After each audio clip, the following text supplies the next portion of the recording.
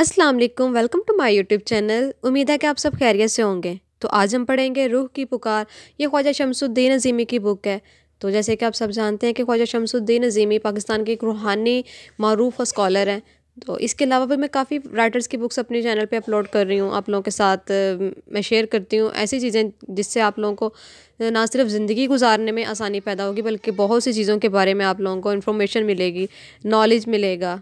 तो सबसे पहले तो मेरे चैनल को वो लोग सब्सक्राइब कर ले जो मेरे चैनल पे न्यू है, ताकि जब भी मैं कोई वीडियो अपलोड करूँ तो आप लोगों को फ़ौरन से नोटिफिकेशन मिल जाए। तो चलें फिर चलते हैं आज के टॉपिक की तरफ। तो आज की वीडियो में मैं तकरीबन आप लोगों के साथ 2 से 3 सवालात शामिल कर रही हूँ। इसके अलावा भी अगर आप लोग किसी राइटर की बुक सुनना चाहते हैं तो आप लोग मुझे कमेंट सेक्शन में बता सकते हैं, और इसके अलावा आप मेरे इंस्टाग्राम अकाउंट पे मुझसे रब्ता कर सकते हैं, जिसका लिंक मैंने अपने चैनल पे दिया हुआ है। तो आज का पहला सवाल है, इल्म की हैसियत से मुतल्लिक है ये। इल्म की क्या हैसियत है और ये नूह इंसान में किस तरह मुंतकिल होता है? जवाब, बाहैसियत इंसान जब हम अक्ल शऊर से काम लेते हैं तो ये बात हमारे ऊपर पूरी तरह वाज़ह हो जाती है कि दुनिया में या कायनात में जो कुछ मौजूद है दरअसल इसकी हैसियत इल्म की है। अगर किसी चीज़ के बारे में हमारी अक्ल या हमारा शऊर इल्मी तौर पर बाखबर है तो हम इस चीज़ से बराह रास्त या बिलवास्ता मुतासिर होते रहते हैं। इल्म की 2 हैसियतें हैं। एक इल्म ये है कि शऊर इससे वाकिफ़ हो, और वाकफ़ियत के साथ साथ वो चीज़ वजूदी एतबार से आँखों के सामने भी हो।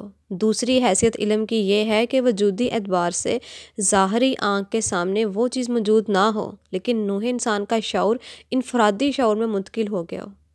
इन दोनों सूरतों में से कोई भी सूरत हो, इंसान इल्म से मुतासिर हुए बगैर नहीं रहता।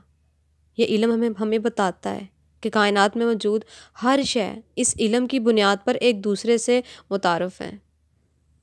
तारुफ़ में कहीं राहत, सरूर और मसरत के खाके नुमायाँ होते हैं, और कहीं परेशानी, बेकरारी और अज़महाल मौजूद होता है। गम और खुशी का जहाँ तक ताल्लुक़ है, इसकी बुनियाद भी इल्म के ऊपर है।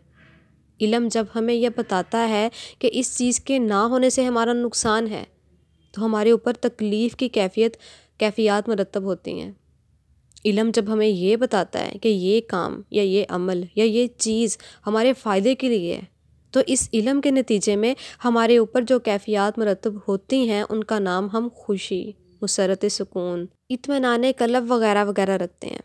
यह हमारे इल्म में है कि आग एक ऐसी मखलूक है जो हमें राहत भी पहुँचाती है और नुकसान भी पहुँचा सकती है। चूँकि इल्म में मस्बत और मनफी दोनों रुख मौजूद हैं, इसलिए आग से हम मनफी और मस्बत दोनों कदरों में मुतासर होते हैं। हमें ये मालूम है कि पानी से हमारे अंदर मौजूद रगों, पट्ठों और असाब की सैराबी होती है। साथ ही ये बात भी हमारे इल्म में मौजूद है कि अगर पानी एतदाल से ज़्यादा हो जाए तो ये नूह ज़मीन और नूह इंसानी के लिए बर्बादी का बायस बन जाता है।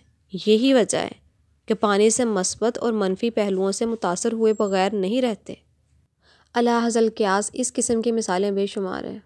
मुख्तसर अर्ज़ ये करना है कि ज़िंदगी के अंदर काम करने वाले तमाम जज्बात, एहसासात में उसी किस्म की वुसअत पैदा होती चली जाती है। इल्म की हैसियत अगर मनफी है तो दानिस्ता और नादानिस्ता इससे ऐसे काम सरजद हो जाते हैं जिनके नतीजे में ना सिर्फ ये कि वो परेशान होता है, इसकी नूह भी तकलीफ़ में मुब्तला हो जाती है।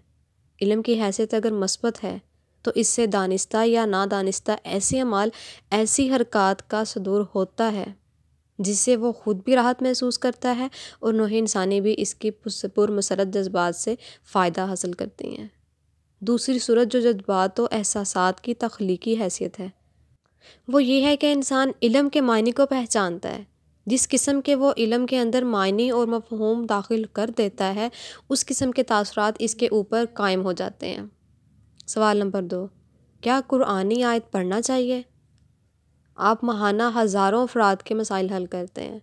बहुत से लोगों को आप ये मशवरा देते हैं कि वज़ाइफ पढ़ना बंद कर दें। सवाल ये है कि वज़ाइफ कुरानी आयत पर मबनी होते हैं या कुरानी आयत से पढ़ने से भी नुकसान हो सकते हैं?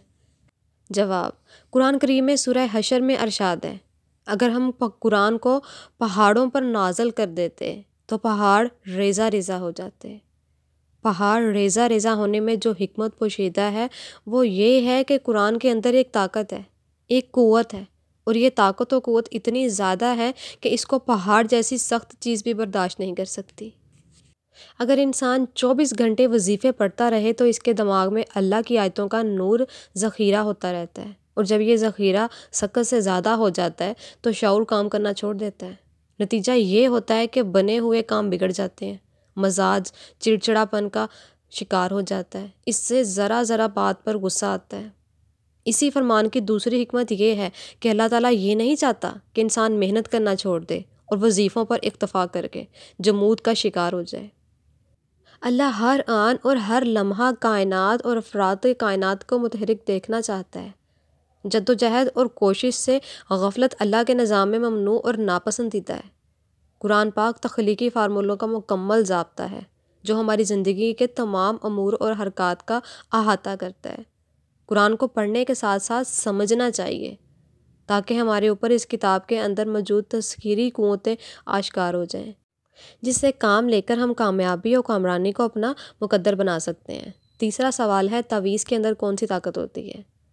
سوال: آج کل جب کہ ہر طرف سائنسی ترقی کا دورہ ہے، نت نئے امراض اور اس کا علاج ممکن ہے، پھر یہ کیسے ہو جاتا ہے کہ بہت سی بیماریوں کے علاج میں تمام ڈاکٹر ناکام ہو جاتے ہیں اور وہی بیماری ایک عامل کے تعویذ اور عمل سے ختم ہو جاتی ہے؟ سوال یہ کرنا ہے کہ تعویذ کے اندر وہ کون سی طاقت ہے جس کے ذریعے سے بیماری دور ہو جاتی ہے؟ اس کی علمی اور روحانی تشریح فرما دیں۔ جواب: انسان کے اندر کام کرنے والی ساری صلاحیتوں کا تعلق اور دارومدار ذہن پر ہے۔ ذہن کی طاقت ایسے ایسے کارنامے سر انجام دیتی ہے جہاں شعور بھی ہراساں اور خوفزدہ نظر آتا ہے۔ انسان کے ایجاد کا یہ کتنا بڑا کارنامہ ہے کہ اس نے اپنی ذہنی صلاحیتوں کو استعمال کر کے ایک ایٹم کو اتنا بڑا درجہ دے دیا ہے کہ اس ایک ایٹم سے لاکھوں جانیں ضائع ہو سکتی ہیں، کیونکہ ایٹم کو لاکھوں اشرف المخلوقات انسانوں پر فضیلت دی گئی ہے۔ جس طرح ایٹم میں مخفی طاقتیں موجود ہیں، بالکل اسی طرح کائنات کی ہر تخلیق میں مخفی اور پوشیدہ طاقتوں کا سمندر موجزن ہے، اور ان ساری طاقتوں کی اصل روشنی ہے۔ عملیات اور تعویذ میں بھی یہی روشنی کام کرتی ہے۔ چونکہ انسان اشرف المخلوقات ہے، اس لیے روشنی پر اس کو تصرف کا اختیار دیا گیا ہے۔ تعویذ میں جو روشنیاں کام کرتی ہیں وہ ذہن انسانی کے تابع ہیں، لیکن اس کے لیے اجازت لینا ضروری ہے۔ کسی بھی عمل کی صحیح نتائج اس وقت سامنے آتے ہیں جب ہماری صلاحیتیں دلچسپی اور یکسوئی کے ساتھ عمل پیرا ہوں۔ قانون یہ ہے کہ دلچسپی اور یکسوئی حاصل نہ ہونے کی وجہ سے روشنیاں بکھر جاتی ہیں۔ یہی حال تعویذ کے اوپر لکھے ہوئے نقوش اور ہندسوں کا ہے۔ کوئی عامل جب تعویذ لکھتا ہے تو اپنی پوری صلاحیتوں کو بروئے کار لا کر اپنی ماورائی قوتوں کو حرکت میں لے آتا ہے۔ امید ہے کہ آج کے سوالات سے آپ لوگوں کو کافی معلومات حاصل ہوئی ہوں گی اور آپ لوگوں نے کافی کچھ سیکھا ہوگا۔ تو مزید ویڈیوز کو سننے کے لیے میرے یوٹیوب چینل کو سبسکرائب کر دیں۔ انشاءاللہ ملتے ہیں ایک نئی ویڈیو میں ایک نئے ٹاپک کے ساتھ۔ اپنی دعا میں یاد رکھیے گا، اپنا ڈھیر سارا خیال رکھیے گا۔ اللہ حافظ۔